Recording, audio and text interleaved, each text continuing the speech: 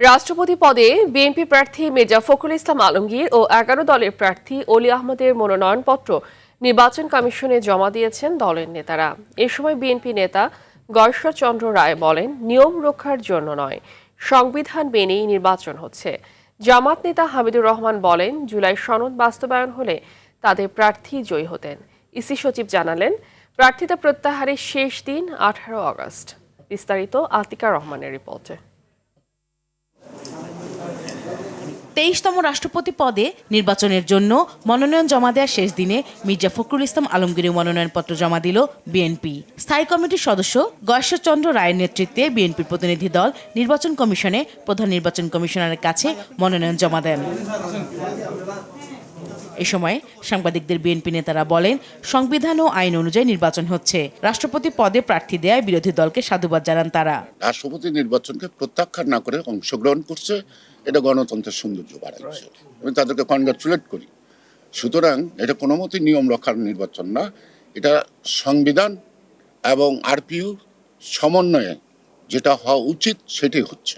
ভবিষ্যতের প্রজন্মের জন্য একটা সংবিধান একদিনের জন্য পরিবর্তন হয় না, অনেক দিনের জন্য পরিবর্তন হবে। কাজে আমরা সেই সিদ্ধান্ত নিয়েই আমরা তাদের সবাইকে দাওয়াত করেছি এবং সকলের মতামত নিয়েই আমরা সংবিধান সংশোধন করতে চাই এবং জুলাই সদন বাস্তবায়ন করতে চাই। সেভাবে এর আগে রাষ্ট্রপতি পদে ১১ দলীয় ঐক্যের প্রার্থী হিসেবে এলডিপি চেয়ারম্যান অলি আহমেদের মনোনয়নপত্র জমা দেন জামাতের নেতৃত্বাধীন জোট নেতারা।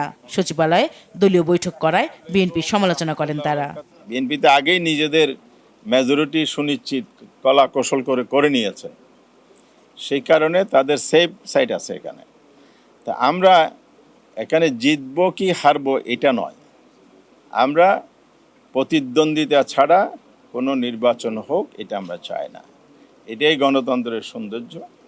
গণতন্ত্রকে সঠিক দ্বারায় ফিরিয়ে আনার জন্যেই আমরা এই সিদ্ধান্তটা নিয়েছি।